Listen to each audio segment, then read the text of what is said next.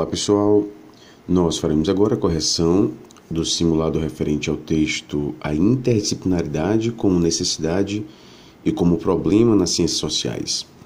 Trata-se do segundo simulado referente a este texto, simulado este que foi classificado como sendo de nível médio.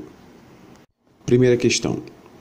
Em A Produtividade da Escola Improdutiva, texto que ainda hoje continua sendo de consulta obrigatória para aqueles que desenvolvem pesquisas na área de educação e trabalho, Gaudêncio Frigoto discute de forma clara e decidida os enfoques economicistas que reduzem a educação a um mero fator de produção, a capital humano. No contexto de um capitalismo transformado, Frigoto desenvolve uma minuciosa análise marxista da educação. Enfoque marxista que, à medida que é aplicado a si próprio, se reformula e se enriquece. Ao se utilizar do materialismo histórico-cultural em seus estudos no campo educacional, Frigoto defende que... Então, basicamente, uma pergunta, que visa saber o conhecimento do candidato a respeito do materialismo histórico, se ele sabe das características do materialismo histórico. Obviamente, como nós já vimos discutindo bastante, os pesquisadores que fazem parte dessa bibliografia são adeptos do materialismo histórico, ok? Então, dá para a gente imaginar que os pontos de vista defendidos por eles são pontos de vista relacionados ao materialismo, que trazem como característica o próprio materialismo histórico, ok?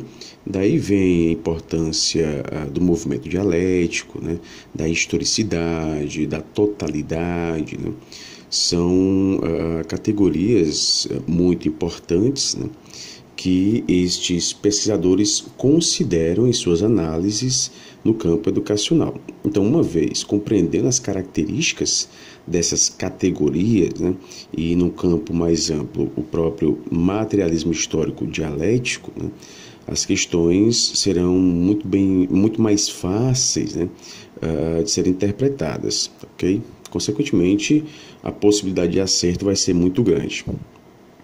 Então, vamos lá. Vamos aqui às opções que nós temos disponíveis, ok? Opção A, a compreensão crítica da escola. Outra palavra muito importante, crítica, É muito importante a gente ter isso em mente. A perspectiva é sempre uma perspectiva crítica. Por crítica aqui nós podemos entender algo que vai de encontro à passividade. Então, a compreensão crítica é uma compreensão que não se dá de forma passiva. A compreensão teria como um dos objetivos proporcionar a própria mudança. Então, compreender criticamente é compreender um fenômeno já vislumbrando possíveis mudanças que possam acontecer, ok? E é uma característica muito grande dos textos de Marx, nos próprios títulos das obras de Marx, a palavra crítica, Então ela se repete bastante nos textos de Marx. Temos como exemplos a crítica da filosofia do direito de Hegel, a contribuição para a crítica da filosofia do direito de Hegel, para a crítica da economia política e, obviamente, nós não poderíamos nos esquecer do Capital, Capital, que traz como título Crítica da Economia Política, Enfim, uma expressão que se repete bastante nas obras de Marx. Tem também crítica ao programa de Gotha, Então, a perspectiva que ele nos traz é sempre essa de crítica, vislumbrando aí possíveis mudanças, Uma leitura não passiva dessa realidade, uma leitura que propõe mudanças. Pois bem, então, voltando para a opção A, a compreensão crítica da escola, inserida em uma sociedade capitalista só pode ser apreendida por meio de uma abordagem idealista da realidade, né? Grifem aí, pessoal, abordagem idealista da realidade. Isso não é o que propõe Marx, né? Na verdade, a perspectiva que Marx nos traz é uma crítica a essa abordagem idealista, tá ok? Então, ela não é apreendida por meio de uma abordagem idealista, mas sim por meio de uma abordagem materialista. Vale lembrar que o materialismo tem como uma grande característica se contrapor ao idealismo. Vamos nos lembrar aqui da tese 11, né? Teses sobre Feuerbach, que Marx nos traz, famosa tese 11, onde nós costumamos ver, né, em diversas imagens, né, na internet. Até agora, os filósofos se preocuparam em interpretar o mundo de várias formas, né? O que importa agora é transformá-lo, né? Então, a famosa tese 11, na qual Marx faz uma crítica, né, a esse idealismo, né? Vale lembrar que as teses sobre Feuerbach podem ser encontradas, né, na obra A Ideologia Alemã, né, escrita juntamente com Engels, né? Trata-se de uma obra que durante muito tempo ficou esquecida, né? Só foi ser publicada em 1932, então nós tivemos aí um período de quase 80 anos entre a sua escrita e a sua publicação, né? Isso a gente falando do russo, né? Que foi publicado na verdade em alemão, posteriormente em russo, e quando se fala em português aí que a publicação é mais recente ainda, né? Então, pessoal, o que nós podemos perceber nessa opção A é que ela é falsa, né? Porque a abordagem idealista da realidade, na verdade, ela é combatida, né? Ela não é defendida por Marx, tá bom? Então, muito cuidado com essas palavrinhas, né? O idealismo e materialismo, eles se contrapõem nas perspectivas que nós podemos ver nos textos, né? Então, você já sabe que se trata aí de uma opção falsa. Ele não visa essa abordagem idealista, mas sim materialista. Vale lembrar novamente, na crítica que Marx faz da dialética hegeliana, né? Para Hegel, a realidade material, né, é uma construção que se dá no plano ideal, né, nas ideias, né? Então, primeiramente, as mudanças ocorrem no plano das ideias para posteriormente representar essa realidade, né? Já Marx traz o processo contrário, né? Ele também costumava falar que o que ele fez com a dialética de Hegel foi pôr, né, a dialética em Hegel estava de cabeça para baixo, então o que ele fez foi pôr no lugar correto, né, na posição correta. Ou seja, primeiramente a gente deve focar no aspecto material, e esse aspecto material ele se reflete no plano ideal, né, na própria consciência. Então não é a consciência que constrói a realidade, mas sim o inverso, a realidade que constrói a consciência, né? Se a gente faz um estudo mais específico, a gente vai ver que em Marx isso não vai ser algo visto como determinista, né? Há aqui um processo dialético também, né? Então a realidade material ela determina a consciência, mas também a consciência ela contribui para a interpretação dessa realidade, ok? Então não se trata de falar que Marx traz um determinismo do aspecto material em relação ao aspecto da consciência, né? Mas obviamente a gente não pode negar que em Marx o foco está na realidade material, ok?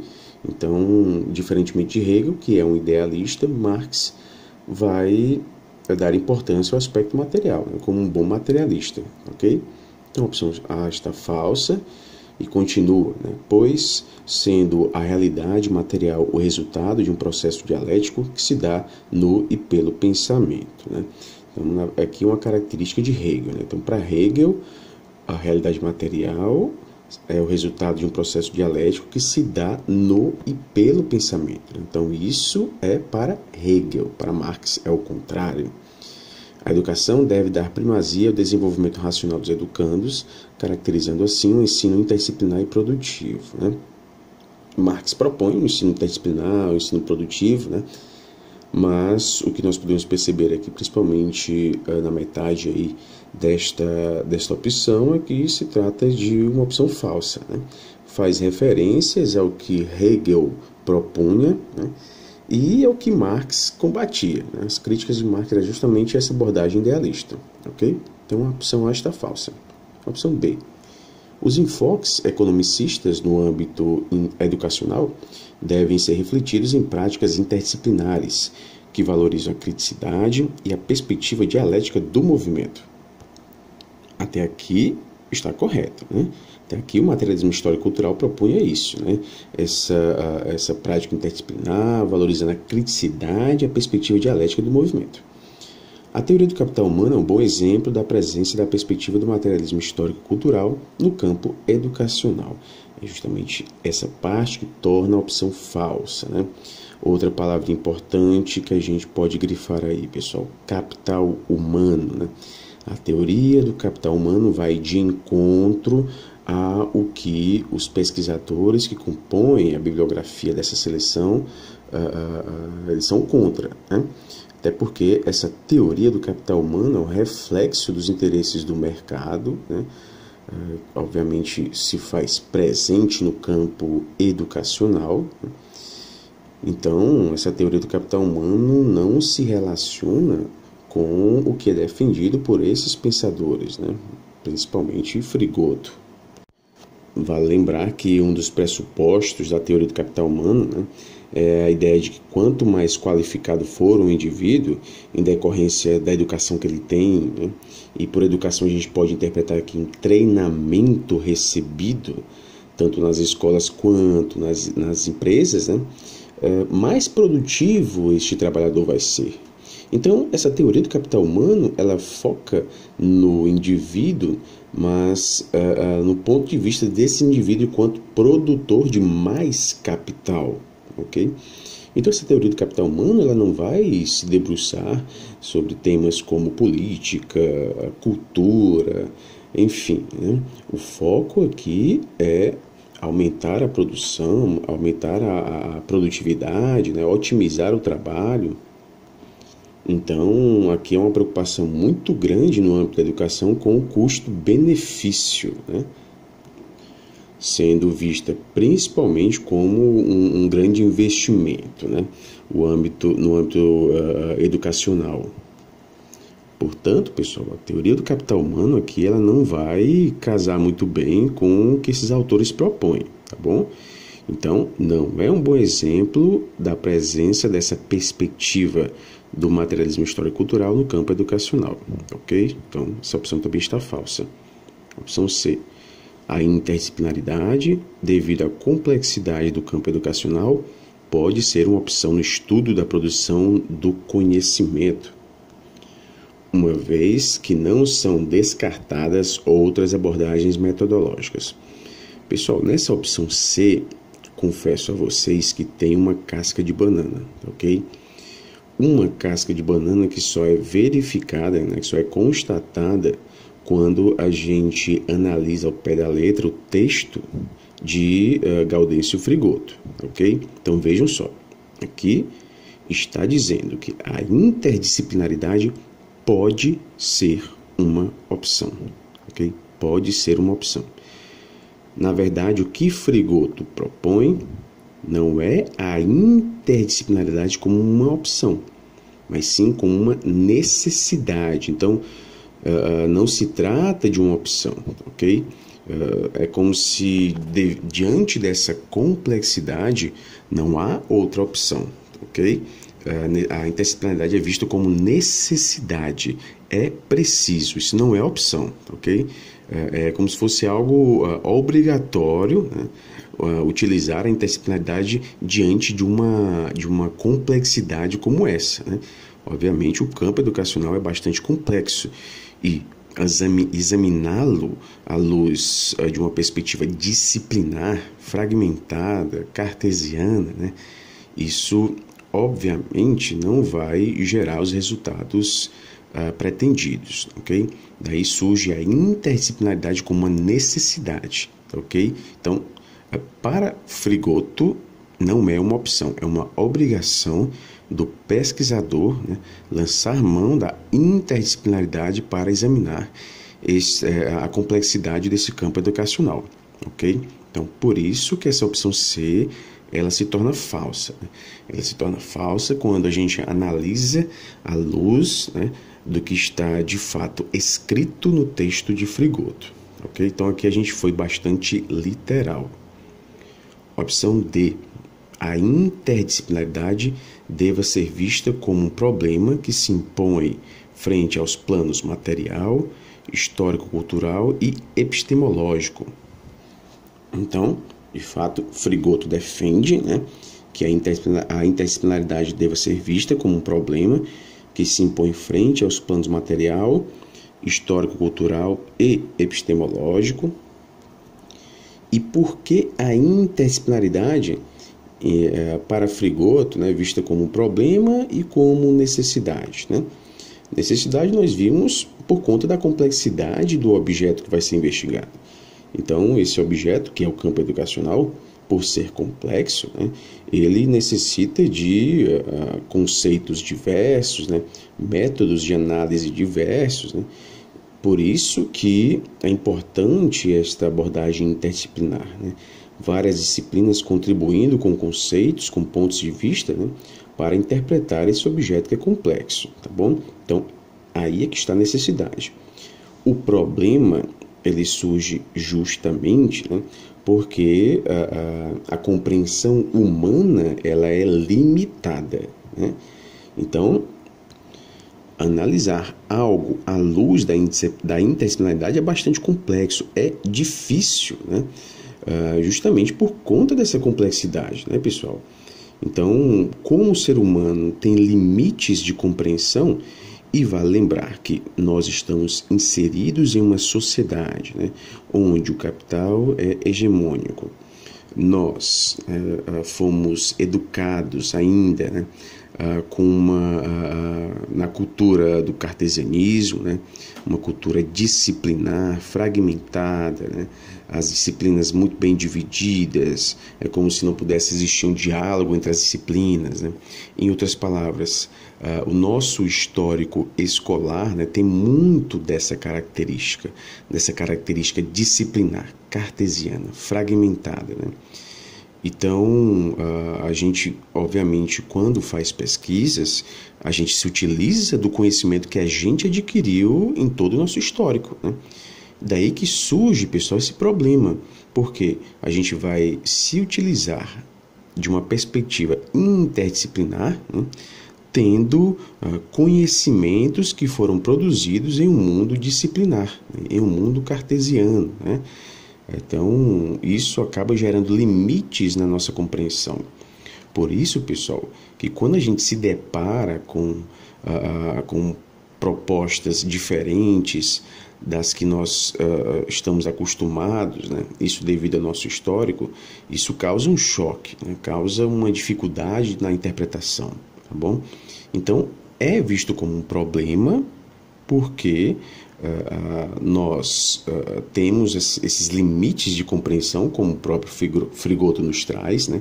Limites esses que são o resultado do nosso próprio histórico de acumulação de conhecimento, né? Vivemos em uma sociedade dividida por classes, né? Então, muito do que a gente pensa também é o resultado, né, desse discurso de divisão de classes. Então, como realizar uma pesquisa interdisciplinar, uma vez que a gente está tão influenciado por essa sociedade disciplinar, por essa sociedade dividida, né?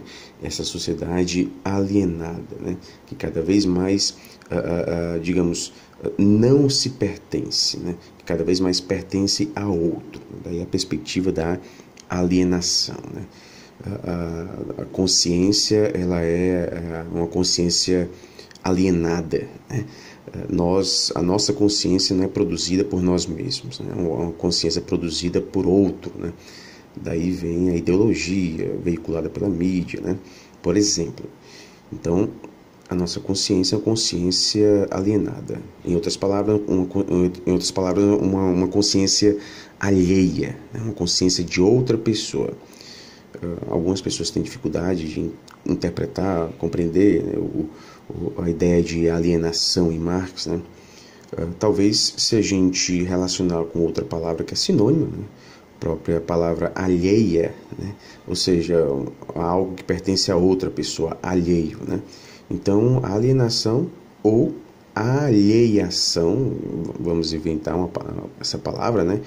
A alheiação diz respeito exatamente a algo que você não tem posse, né? É o outro que tem posse, ok? Então, a nossa consciência é uma consciência alienada, é uma consciência que não é produzida por nós mesmos, né? Nós já nos deparamos com essa consciência que já vem pronta, né? A gente apenas capta essa consciência, a gente assimila essa consciência e vai reproduzindo o que essa consciência nos traz, né? Então, a consciência já vem prontinha, né, em blocos, a gente capta e, como resultado, a consciência não é nossa, né? É uma consciência do outro. Em outras palavras, é uma consciência alheia, alienada, ok? Então, pessoal, essa opção D, né, está correta aí por enquanto, né? Deve ser vista como problema que se impõe frente aos planos material, história cultural e epistemológico. Este problema se manifesta nos limites de compreensão do sujeito, né? Obviamente nós temos limites de compreensão, alienado pela divisão de classes e na complexidade da realidade a ser investigada, né? Exatamente esta opção a ser marcada, ok? Segunda questão. Karel Kozik, em A Dialética do Concreto, mais especificamente no primeiro capítulo da obra, intitulado Dialética da Totalidade Concreta, trabalha 3 pontos centrais: o mundo da pseudoconcreticidade e sua destruição, reprodução espiritual irracional da realidade e a totalidade concreta. Inicia a reflexão destacando que a realidade não se apresenta imediatamente ao homem. Por isso, na dialética, se distinguem a representação e o conceito da coisa em si, que são 2 dimensões de conhecimento da realidade. Mais do que isso, 2 qualidades da praxis humana. Tal fato decorre porque o homem, perante a realidade, não se constitui como um abstrato sujeito cognoscente, e, sim, como um ser que age objetiva e praticamente sobre a natureza diante de seus interesses, necessidades, permeado por um conjunto de relações sociais. Tal fato, sinalizado por Frigoto, impõe consequências importantes no processo de produção de conhecimento. Sobre estas consequências é correto afirmar. Opção A. Uma vez considerada a totalidade concreta, Frigoto defende que é possível esgotar as possibilidades de compreender a realidade, desde que seja atingido um elevado nível de criticidade, né? Essa opção está falsa, né? Não é possível esgotar essas possibilidades de compreender a realidade. Até porque, pessoal, como nós temos pontos de vista diferentes, né? Vivências diferentes, obviamente se refletem em compreensões diferentes da própria realidade, né? Então é impossível esgotar as possibilidades de compreender a realidade. Sendo assim, pessoal, são infinitas essas possibilidades de se compreender a realidade, ok? Então, isso o próprio Marx também nos traz, né, que não se pode trabalhar com a ideia de que é possível, né, esgotar todas essas possibilidades de compreender a realidade concreta, ok? Isso não é possível. Opção B. Frigoto defende a busca pela compreensão da totalidade real de um fato, deixando em segundo plano os aspectos determinantes dessa mesma realidade. Essa opção está falsa. na concepção de totalidade que Frigoto nos traz e cita aí Kozik, né? O objetivo aqui é justamente explicitar, isso partindo de um objeto de pesquisa que é delimitado, né? Explicitar as múltiplas determinações e mediações históricas que constituem este objeto de pesquisa, ok? Então, o que constitui esse objeto? Quais são as suas determinações? Então, pessoal, mais importante do que investigar esta realidade concreta, né, é justamente investigar o que produz essa realidade, né, o que está determinando esta realidade, ok? As múltiplas determinações e, claro, sempre numa perspectiva histórica, né? Nada surge do nada. O que nós temos hoje é o resultado de um processo de mudanças que vem ocorrendo historicamente, ok? E o que determina essa realidade, né? O que contribui para que essa realidade seja como ela é.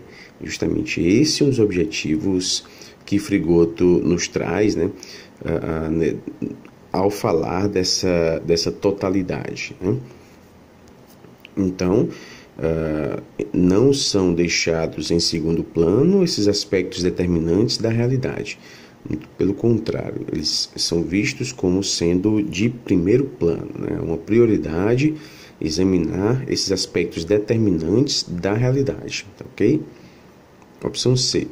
Para que o pesquisador possa explicar a parte isolada do seu contexto originário, deve se debruçar sobre a integralidade das características e qualidades da totalidade, né? Essa opção está verdadeira, exatamente isto.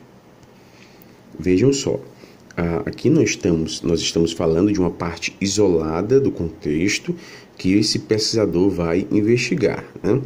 Mas, de uma maneira, esse isolamento deve ser interpretado à moda cartesiana, né? A moda de fragmentar, de analisar separadamente, sem depois fazer uma relação com as demais partes, né? Então, primeiramente, e obviamente por conta do próprio método de pesquisa, né? Para tornar essa pesquisa mais detalhista, é isolada essa parte do seu contexto originário, mas ele vai se debruçar também sobre a integralidade das características e qualidades da totalidade. Ou seja, por mais que esse objeto seja visto de maneira isolada, né, serão consideradas também as suas relações com os demais elementos dessa totalidade, ok? Então, os resultados dessa análise devem considerar as relações desse elemento com os demais elementos dessa totalidade, até porque tudo está interligado, né? Tudo está interconectado. Essa é uma das características também desse princípio da totalidade. Opção D. A investigação da praxis humana mostra-se como uma alternativa devido à menor complexidade de investigação se comparada às análises da totalidade concreta. Essa opção está falsa porque, na verdade, esta investigação ela não é menos complexa do que as análises da totalidade concreta. Investigar a praxis humana é muito mais complexa. E aqui também, pessoal, não é vista essa investigação como uma alternativa. É uma necessidade, ok? Investigar a praxis humana, ela se mostra como uma necessidade, ok? Tanto é que, no próprio texto, Frigoto nos traz a chamada necessidade imperativa, ok? Então, a interdisciplinaridade e, consequentemente, também a investigação dessa praxis humana, porque ela é de fundamental importância nessa abordagem da interdisciplinaridade, né? Ela se mostra como uma necessidade imperativa, ok? é imperativo utilizar a interdisciplinaridade. Então, ela é uma necessidade imperativa e também é vista como um problema, pelos fatores que nós já falamos anteriormente. Terceira questão.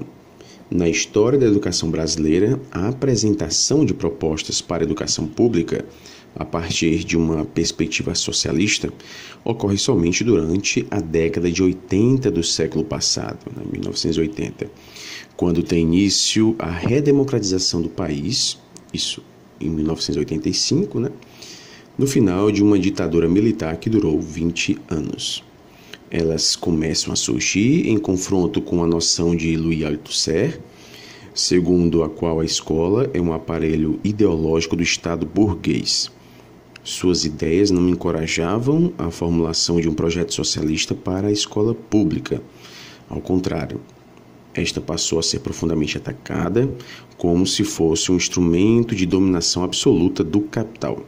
Foram as reflexões de Antônio Gramsci, mais difundidas nos anos de 1980, que contribuíram para formular projetos em defesa da educação pública, e da qualidade para todos. Ao destacar a importância de se considerar a materialidade em que se dá a produção do ser social, Frigoto defende que: opção A. A escola seja substituída por outros espaços onde se possa haver a produção de conhecimento numa nítida aproximação ao ponto de vista de Althusser. Essa opção está falsa. Frigoto não defende a substituição da escola por esses outros espaços de produção de conhecimento. Opção B. Sejam consideradas as determinações histórico-materiais na produção do conhecimento, numa crítica à imposição de limites a essas determinações impostas por diferentes espaços pedagógicos. Está correta essa opção. De fato, ele defende a consideração dessas determinações histórico-materiais. Na verdade, não apenas ele, mas também outros pesquisadores vão sempre destacar a importância desses aspectos histórico-materiais no estudo dos fenômenos sociais e aqui mais especificamente na produção do conhecimento. E também ele vai criticar diferentes espaços pedagógicos que impõem limites a essas determinações histórico-materiais. A própria consideração da teoria do capital humano, uma vez utilizada, ela vai deixar de lado essas determinações histórico-materiais. Então, para ela não é importante examinar isso. Então, o Frigoto faz uma crítica a esses espaços pedagógicos que deixam de lado essas determinações. Consequentemente, a gente vai ter uma perspectiva de uma educação acrítica. Então, essa opção B está correta. Opção C. Haja limites impostos por diferentes espaços educativos, deixando de lado a análise das relações de dominação e exclusão. A gente já percebe que está falso. As relações de dominação e exclusão elas devem ser destacadas no ambiente pedagógico, não devem ser reforçadas, mas devem ser levadas para que se tome conhecimento dessas relações. Elas existem e não devem ser deixadas de lado, como se fosse algo imaginário, Elas existem e estão aí. Então, consequentemente, seria importante levar para o espaço pedagógico, mostrar isso, com o objetivo, obviamente, de não reforçar isso. Então, essa opção C está falsa, Opção D, as formas históricas que as relações de classe assumem são as mesmas nos diferentes modos de produção. Também está falso, Muda-se o modo de produção, muda-se também as formas históricas, Vale lembrar que Marx se debruçou sobre o modo de produção capitalista, ok? E mesmo dedicando décadas da sua vida no estudo do modo de produção capitalista, isso não se esgotou, É porque o capitalismo de hoje ele tem características diferentes do capitalismo do século XIX, né? Só é possível examinar um modo de produção na sua exaustão, né, quando esse modo de produção é superado por outro, né? Aí é possível fazer essa análise, né? Então, por exemplo, hoje é possível a gente fazer um estudo sobre o modo de produção feudal, né? Agora, o modo de produção capitalista ele ainda existe, né? Vai se modificando, consequentemente, não é possível chegar à exaustão das suas análises, né? Então, muda-se o modo de produção, muda-se também a forma histórica de relações de classe, ok? Que as relações de classe assumem, tá bom? Então, essa opção D está falsa. Quarta questão. Gaudêncio Frigoto defende que, em uma sociedade onde o capitalismo é hegemônico, opção A classe dominada é limitada pelas condições impostas pelo capital, enquanto a classe dominante, livre dessa limitação, subjuga cada vez mais os trabalhadores. Essa opção está falsa, porque a visão aqui, pessoal, é de que tanto a classe dominada como a classe dominante, né, elas são limitadas pelas condições impostas pelo capital. Então, a classe dominante ela não está livre dessa limitação. Ela também é limitada, tá, ok? Vale lembrar o livro Marx e Pedagogia Moderna, né, onde Manacorda destaca muito bem que tanto a classe dominada como a classe dominante, né, também são classes alienadas, né? Elas não estão livres disso. Portanto, pessoal, ambas são limitadas, tá, ok? Opção B. Classes dominante e dominada são ambas limitadas pelas condições impostas pelo capital, né? Está correta essa opção. Opção C. O capitalismo como sendo a expressão do modo de produção social da existência dominante é pautado no ideal de igualdade real e inclusiva, né? Está falsa essa opção, né? Não é pautado nesses princípios de igualdade real e inclusiva, ok? No âmbito do capital, né, a igualdade ela é legal e formal, né? Vale lembrar, todos são iguais perante a lei, ok? Mas essa igualdade, ela não se reflete necessariamente no plano real, tá, ok? Ela se reflete no plano legal, pelo menos teoricamente, né? Opção D. A produção de conhecimento ocorre sem a participação da classe dominada, uma vez que esta estaria fora da totalidade de suas condições determinantes. Também está falso. Classe dominada e classe dominante fazem parte dessa totalidade e ambas são limitadas por essas condições determinantes, ok? Quinta questão.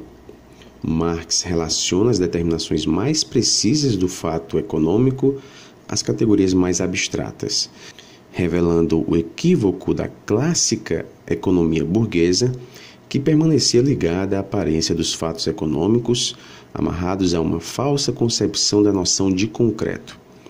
Ao trazer a interdisciplinaridade como necessidade no estudo da produção de conhecimento, Frigoto se aproxima do método de Marx, pois, opção A, defende a independência das ideias e representações em relação à divisão social do trabalho. Está falso, na verdade aqui é uma aproximação, uma integração dessa divisão social do trabalho com as ideias, né?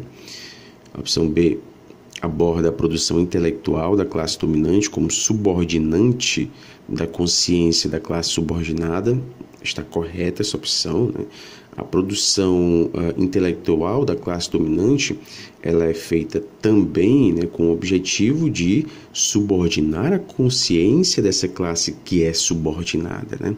Na verdade, a consciência da classe subordinada é uma produção da classe dominante, né? Então, A gente poderia até dizer que a classe dominante produz uma pseudoconsciência que vai ser assimilada, né? Que vai ser consumida por essa classe subordinada, e essa consciência que é construída, né? Ela já vem com uma ideologia, no sentido de fazer com que esse trabalhador, essa classe subordinada, não se veja como um agente modificador da realidade, né? Que se veja apenas como reprodutor, enfim, que não se volte, né, contra esta realidade que lhe é imposta. Por isso que essa consciência da classe trabalhadora, né, da classe subordinada, não é uma consciência produzida por ela mesma, é uma consciência alheia, né, uma consciência produzida por outras pessoas, ok? Por isso que a gente costuma falar que esses trabalhadores são alienados, né? Uma consciência alienada, uma consciência alheia, não é deles, ok? Isso, pessoal, tomando por base o materialismo histórico dialético, né? O que Marx nos traz. A gente pode até se deparar com outras interpretações, mas nós estamos considerando aqui o referencial teórico presente nesses textos. E com esses referenciais teóricos, a interpretação que a gente chega é essa, né? Da alienação da consciência como o resultado da produção de uma consciência pronta, né, para ser apenas consumida, ok? Então, essa opção B está correta. A opção C assume o ponto de vista da economia clássica, caracterizando assim a perspectiva interdisciplinar de se analisar o processo dialético.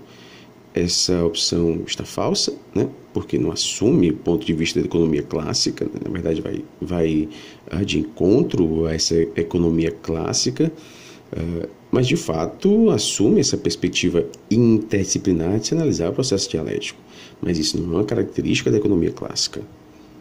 A opção D entende que a produção e a divulgação do conhecimento se faz quando se deixam de lado a perspectiva do conflito, antagonismo e relações de força. Está falsa essa opção, né? Na verdade, a produção e divulgação do conhecimento devem considerar a perspectiva do conflito, do antagonismo e relações de força, tá, ok? Isso não devem ser deixados de lado, devem ser considerados sim na divulgação do conhecimento. Na própria assimilação, né? Quando nós adquirimos uma linguagem, essa linguagem ela é adquirida em meio a relações de poder, né? Relações antagônicas, relações de força, que consequentemente vão se manifestar na linguagem, ok? Então essa opção D está falsa. A produção de conhecimento considera sim, isso na perspectiva de Marx, né? Considera sim o conflito, antagonismo e as relações de força. Portanto, essa opção D está falsa. Sexta questão. Para Hegel, as categorias e formas através das quais o sujeito do conhecimento apreende e conhece a realidade são formas do desenvolvimento do próprio espírito absoluto que, em seu processo de alienação na história, se reconhece como, ao mesmo tempo, sujeito e substância da realidade. As categorias e formas lógicas do conhecimento, assim, são expressão do próprio processo de autoconhecimento do espírito absoluto em seu desenvolvimento histórico. Assim, no pensamento hegeliano, deixa de haver distância entre categorias e realidade, posto que as categorias do pensamento são a própria realidade. O espírito absoluto, consciente de si mesma como sujeito, substância do real. O encadeamento das categorias de pensamento, dessa forma, é, para Hegel, o próprio encadeamento do real. Comparando a forma de produção do conhecimento de Hegel, em Hegel, né, com a maneira pela qual Frigoto aborda este aspecto, pode-se afirmar que: opção A. Frigoto concorda com Hegel ao propor a análise da realidade partindo da própria consciência humana, que historicamente se modifica em um processo dialético. Essa opção está falsa, né? Por quê? Porque Frigoto não concorda com Hegel, e esse não é um ponto de vista de Hegel, né? De que a análise da realidade parte da consciência humana, né? Para Hegel, sim, né? Então, assim, para Hegel, analisar a realidade deve partir da consciência humana. Agora, para Frigoto, não, ok? Então, a dialética em Hegel, ela se dá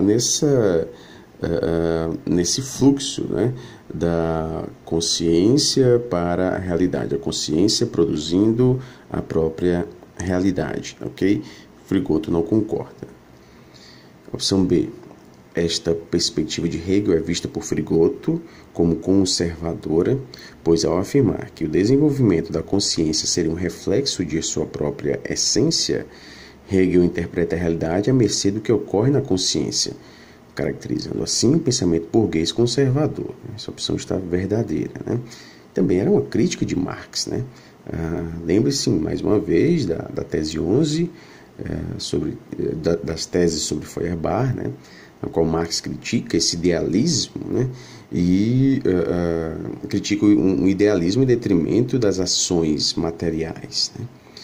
Então, Hegel é visto por muitos, né, como o principal filósofo que traz essa concepção burguesa, né, e talvez um dos últimos grandes, né, que produz uma filosofia que, direta ou indiretamente, né, vai justificar a sociedade de sua época, a sociedade burguesa de sua época, ok?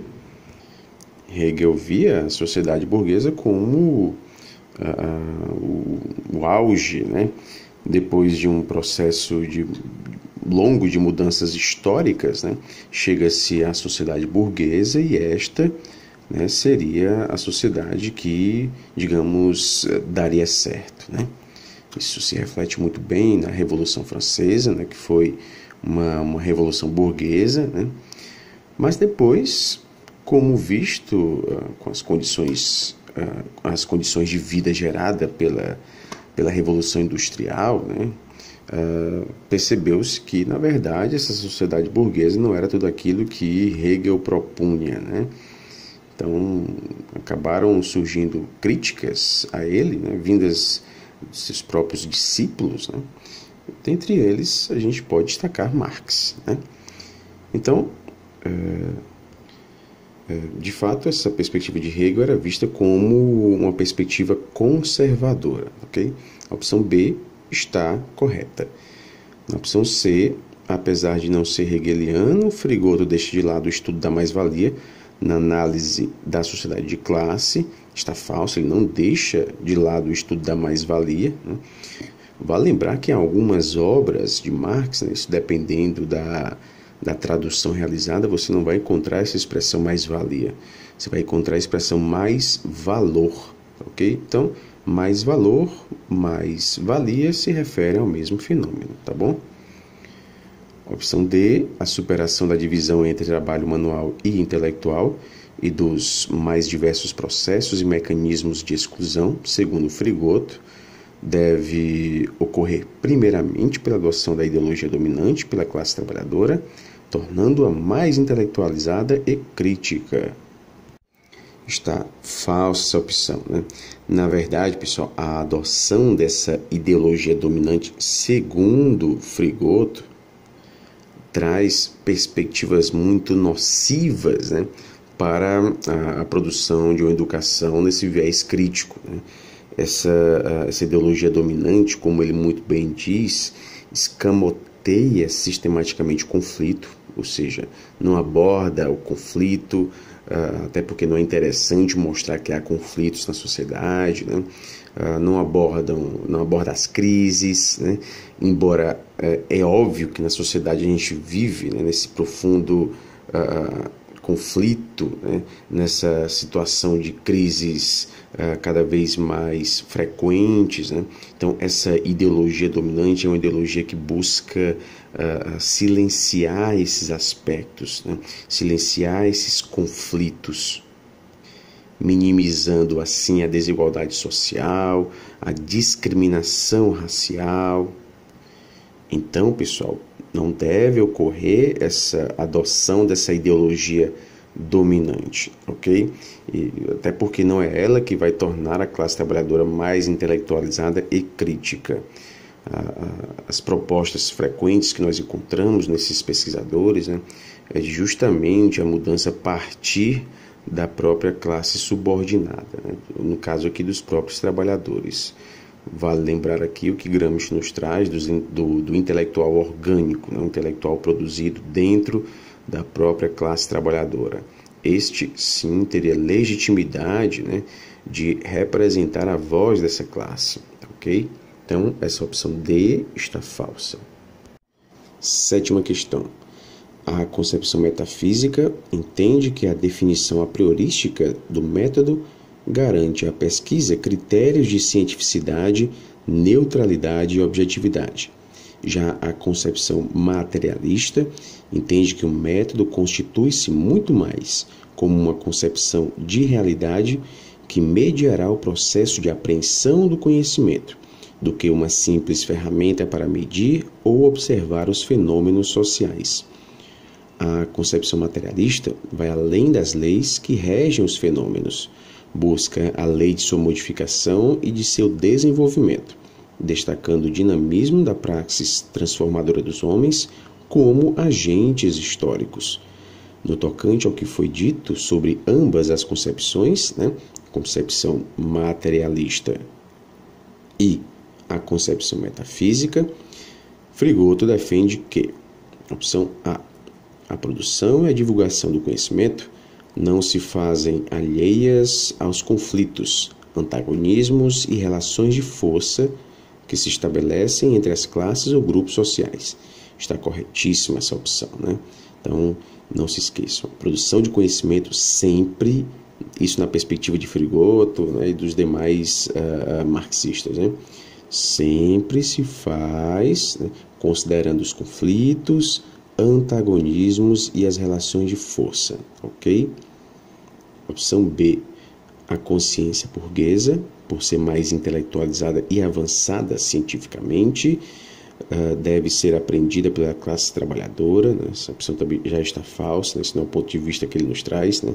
Não há esse ponto de vista de que a consciência burguesa é mais intelectualizada e avançada cientificamente, sendo um elemento fundamental e imprescindível na luta pela transformação das relações sociais, né? Está falsa, ok?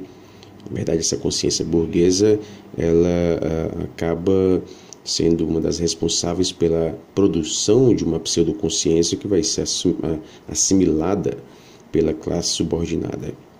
Opção C. A apreensão do conhecimento deve ocorrer de forma neutra, sem intervenções religiosas, numa perspectiva positivista. Essa opção também está falsa. A apreensão do conhecimento não ocorre de forma neutra, né? Ela ocorre de forma crítica, né? De forma ativa, tá ok? Opção D. A concepção metafísica é a mais adequada para a superação mais profunda dos limites encontrados na produção do conhecimento. A gente já sabe que já está falso, né? Que na verdade ocorre a crítica a essa concepção metafísica e nos processos pedagógicos de sua socialização, né? Está falsa, ok? Há, na verdade, a crítica a essas concepções metafísicas, ok? Oitava questão. De acordo com Edgar Morin, em Os 7 Saberes Necessários à Educação no Futuro, as disciplinas como estão estruturadas só servirão para isolar os objetivos do seu meio e isolar partes de um todo. Sendo assim, a educação deve romper com essas fragmentações para mostrar as correlações entre os saberes, a complexidade da vida e dos problemas que hoje existem. Frigoto também faz uma crítica à maneira pela qual o estudo do conhecimento se dá nessa perspectiva disciplinar. Em A Interdisciplinaridade como Necessidade como Problema, Frigoto afirma que, opção A consideração dos aspectos históricos do tecido social, desvinculada da produção do conhecimento, deve ser valorizada e incentivada. Está falsa, né? A desvincular aspectos históricos da produção do conhecimento, isso é totalmente falso, né? Opção B. É comum ver a interdisciplinaridade dentro de uma ótica fenomênica, abstrata e arbitrária, não sendo dada importância ao tecido histórico no qual se produz o conhecimento, né? Está verdadeira essa opção, né? Quando se fala hoje em interdisciplinaridade, um conceito já banalizado, né, muito utilizado no campo educacional, é comum esse conceito, essa ideia de interdisciplinaridade ser deturpada. Na verdade, há diversas interpretações possíveis para o que seja uma pesquisa de âmbito interdisciplinar, uma abordagem de âmbito interdisciplinar, né? O que Frigoto critica é essa interdisciplinaridade quando vista apenas no que diz respeito aos conceitos, né? Aos conceitos presentes em disciplinas diferentes, né? Em disciplinas variadas. A interdisciplinaridade para Frigoto, ela deve considerar algo que vai além disso, né? Como, por exemplo, a própria praxis humana, né? Deve considerar também as determinações históricas desse tecido histórico que produz o conhecimento, né? Então, hoje em dia, costuma-se utilizar a interdisciplinaridade apenas como uma junção de disciplinas para examinar um objeto de estudos. Mas há fatores muito importantes que são deixados de lado. E é justamente essa crítica que Frigoto faz, né? Quando vistos dentro dessa ótica fenomênica abstrata, né? Não concreta, né? E arbitrária, ou seja, não há uma motivação para examinar um determinado objeto, né? É algo meio que mecanizado, né? Sem um agir consciente, né? Isso, obviamente, acaba deturpando, né, os objetivos que marxistas como Frigoto nos trazem, né, de ver a própria interdisciplinaridade, né? Então, para ele, vale lembrar, ela é uma necessidade e também é um problema. Problema não no sentido de algo negativo, de algo ruim, né? Mas sim no sentido de complexidade. É um problema porque não é fácil de se trabalhar com a interdisciplinaridade em uma sociedade como a nossa, né? Onde a divisão ela é a regra, né? Então, como integrar em uma sociedade onde a desintegração, né, a fragmentação predomina, okay? Esse é o grande problema. Então, essa opção B está verdadeira, tá, ok? É uma crítica que ele faz a essa forma de se interpretar a interdisciplinaridade sem considerar o tecido histórico no qual esse conhecimento é produzido. Opção C. A vantagem da perspectiva interdisciplinar é a fragmentação das divisões particulares de diversos campos científicos, sendo assim possível a sua análise mais detalhada. Essa opção está falsa, na verdade. O que ocorre não é a fragmentação, mas sim a integração dessas dimensões, ok? Opção D. O método de Marx é descartado em uma pesquisa interdisciplinar, já está falso, devido ao choque de conceitos, né? Está totalmente falso, ok? Marx não propõe um método que vai de encontro à interdisciplinaridade. Na verdade, a gente encontra mais semelhanças com essa pesquisa interdisciplinar, ok? Em O Capital, por exemplo, você se depara com conceitos de diversos campos do saber, né? Desde botânica, psicologia, filosofia, própria literatura, economia, matemática, enfim, né? Você se depara com diversos campos do saber em uma mesma obra, né? E esses conhecimentos foram utilizados por Marx na produção do Capital, né? da sua principal obra, né? Nona questão. Um projeto de ensino médio integrado ao ensino técnico que possui como eixos a ciência, a cultura e o trabalho deve superar o conflito histórico existente em torno do papel da escola de formar para a cidadania ou para o trabalho produtivo. E, assim, o dilema de um currículo voltado para as humanidades ou para as ciências e tecnologia. Frigoto destaca alguns pontos importantes no tocante a possíveis interpretações do conceito de integração. Sobre este aspecto, é correto afirmar. Opção A. Frigoto defende uma visão integracionista e neutra de conhecimento. Está falso, né? Não defende essa visão neutra, mas sim uma visão crítica, né? Descartando assim quaisquer possibilidades de interferência ideológica da classe dominante, né? Em nenhum momento ele vai dizer isso, né? Na verdade, há sim interferências ideológicas da classe dominante, mas ele não vai defender isso. Ele não vai defender a interferência da classe dominante, ele vai dizer que existe sim interferência ideológica da classe dominante, ok? Opção B.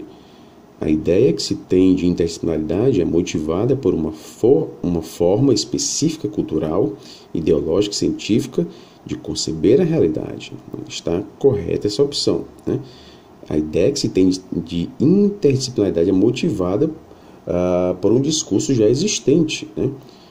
Um discurso veiculado por meio da mídia, por exemplo, né? E, claro, isso reflete uma ideologia da classe dominante. Daí, pessoal, o problema que Frigoto tanto nos fala, né? A nossa visão, a nossa compreensão é uma compreensão limitada, né? Limitada por essa ideologia da classe dominante. Então, para se utilizar da interdisciplinaridade, considerando a praxis humana, né? Para a gente fazer isso, a gente vai ter de ir contra, né, muito daquilo que a gente aprendeu com essa ideologia da classe dominante. Okay? Esse é o grande problema, o grande desafio. Então, essa opção B está correta. Opção C. A concepção que temos da interdisciplinaridade é o resultado de um atraso científico resultante da ideologia dominante. Essa opção está falsa, né? Ele não diz que a interdisciplinaridade é o resultado de um atraso dominante, de um atraso, científico, né? A interdisciplinaridade, o que a gente entende por ela, é influenciado sim pela ideologia dominante, mas ela é o resultado de um avanço científico, né? A partir do momento que os pesquisadores verificaram que, utilizando-se de uma perspectiva disciplinar, né, os resultados de suas pesquisas estavam revelando dados que não eram condizentes com a realidade, né?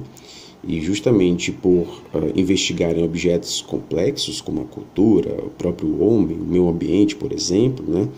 Esses objetos complexos trazem essa necessidade de um homem, de um pesquisador se utilizar de diversos campos do saber, né? Então é justamente o desenvolvimento científico que vai levar essa maturidade do pesquisador, né, em identificar a necessidade de se utilizar de diversos campos científicos, ok? Para, consequentemente, analisar de uma forma mais otimizada, né, ou produzir dados mais confiáveis, né, em suas pesquisas. Então, a interdisciplinaridade é o resultado de um avanço científico e não de um atraso científico. Opção D. Uma visão crítica do conhecimento é ocasionada pelo atraso científico. Também está falso, né? Uma vez que advém das classes dominadas, ok? Essa opção está falsa. Em nenhum momento a visão crítica ela é vista como resultado de um atraso científico, ok? 10ª questão. Nos últimos 3 séculos, o trabalho esteve regulado pelas relações sociais capitalistas. Trata-se de um modo de produção social da existência humana que foi se estruturando desde o século XI em contraposição ao modo de produção feudal e que se caracteriza pela emergência da acumulação de capital e, em seguida, mediante esta acumulação, pelo surgimento da propriedade privada dos meios e instrumentos de produção. Para constituir-se, todavia, necessitava da abolição da escravidão, já que era fundamental dispor de trabalhadores duplamente livres, não proprietários de meios e instrumentos de produção, e também não propriedade de senhores ou donos. Essas duas prerrogativas os tornava em proletários que necessitariam imperativamente vender seu tempo de trabalho.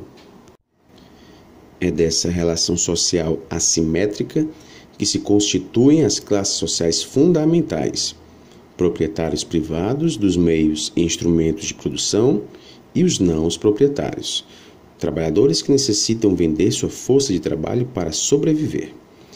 Daqui é que surge o trabalho-emprego, o trabalho assalariado. Tanto a propriedade quanto o trabalho, a ciência e a tecnologia sobre o capitalismo deixam de ter centralidade como valores de uso, resposta a necessidades vitais de todos os seres humanos. Sua centralidade fundamental se transforma em valor de troca, com o fim de gerar mais lucro ou mais capital.